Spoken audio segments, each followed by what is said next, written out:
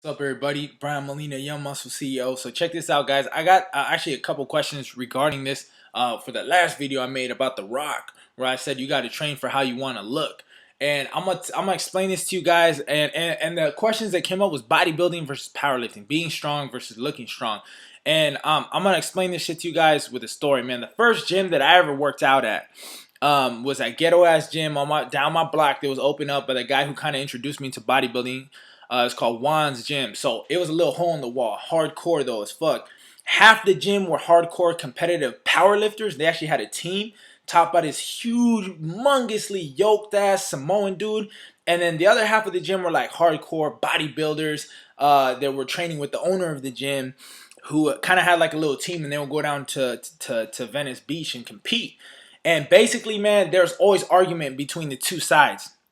You had the power lifters, and they clown on the bodybuilders, be like, you guys are weak as fuck, all those muscles, you can't even lift no weights, you guys are pussies, pretty boys, fags, you guys freaking wear thongs and put oil on your skin and shit. And then the bodybuilders would be like, you guys are fucking fat slobs, you couldn't be on a diet for a week, you guys are overweight and fucking having a heart attack if you do 10 minutes of cardio. So there's like constant tension, man. And I could tell you this.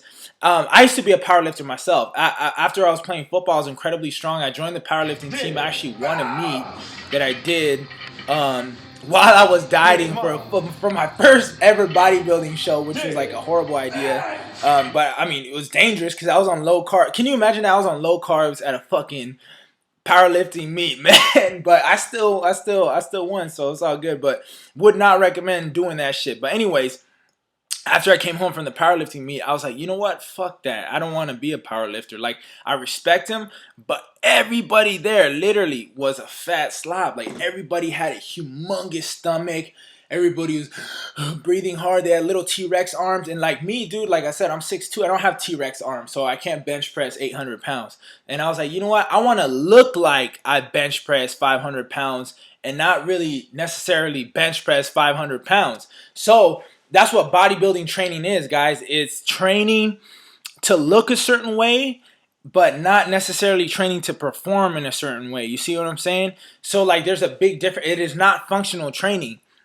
It's training to look a certain way, because when I step out on the street, people ask, the number one question people ask me all day, every day, hey bro, how much do you bench? Damn bro, how much do you bench? Man, you're all yoked up. How much do you bench? I'm like, you know what?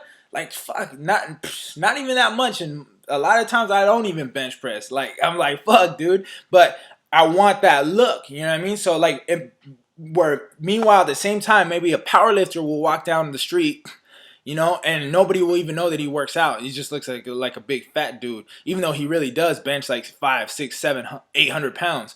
So that's the main difference. Body or power lifters, depending on what type of powerlifting training you're doing, but basically that's just for one function, to lift weights. They're weightlifters, to lift as much weight as humanly possible for one rep and to be as strong as humanly possible. Bodybuilders aren't necessarily lifting for strength. You can incorporate strength training into a bodybuilding routine, but we're not necessarily going for strength. Yeah, as a natural bodybuilder, you do need to lift heavy, but heavy is relative. Heavy, like in like 6 reps, should be the lowest, because you're not gonna grow muscle doing a 1 rep max, bouncing that shit off your chest. You gotta like 6 reps minimum, guys, because it's time under tension, and 1 rep just isn't enough to grow muscle. But with that said, guys, so you got to choose what you want to train for. Do you want to train to be as strong as humanly possible and kind of look like a chunky dude? Or do you want to train, you know, as a bodybuilder and squeeze and contract and diet and all this other crazy shit? But guys, I'm going to tell you this, is that for all my years that I played football and all my years that I powerlifted and all the years that I bodybuilded, I'm going to tell you straight up, man, and you can fact check me on this, the best way for strength, size, everything, because like I like to be functional too. You know, like a good friend of mine told me, you want to be athletic and aesthetic, boy, because it's true. I mean, for me, I don't just want to be a bunch of good looking muscle and can't do shit. That's why, you know, like check out my cardio videos and all that. But anyways, it's to combine the two. I combine powerlifting techniques into my bodybuilding training, because everybody's always trying to rewrite the wheel, like, oh, you don't need a bench or squat or deadlift to get big. Fuck, guys. I mean, for 99.9% of us, you know, like we do, because you're not gonna grow into a huge ass dude doing fucking dumbbell kickbacks and fucking isolation curls all day. You just won't. You know, you gotta do those heavy compound movements and like check all some of the best, craziest bodybuilders of all time, like Ronnie Coleman. Ronnie Coleman incorporated powerlifting into his training all the time. And he was one of the biggest, thickest. His muscle just looked different than everybody else's because he went in there and he trained hard and trained heavy. You know, even Dorian Yates, you can kind of say that he did a little bit because of how heavy he went and how intense he went. Johnny Jackson, the world's strongest bodybuilder. Look at his back and his chest. That's all from powerlifting. It's thicker and grainier than anybody out there. Even like I would say his back is up there with Phil Heath. Like if you just looked at his back alone and nothing else, and his chest too, he would be in the top 3 or 4 every single year if his legs just like I don't know what's up with his legs. And then also Franco Colombo. You know, he was one of the strongest bodybuilders that ever lived. He incorporated a lot of powerlifting into his training too. A lot of the old school guys did because they saw how beneficial it was, you know, and especially for sports and stuff like that.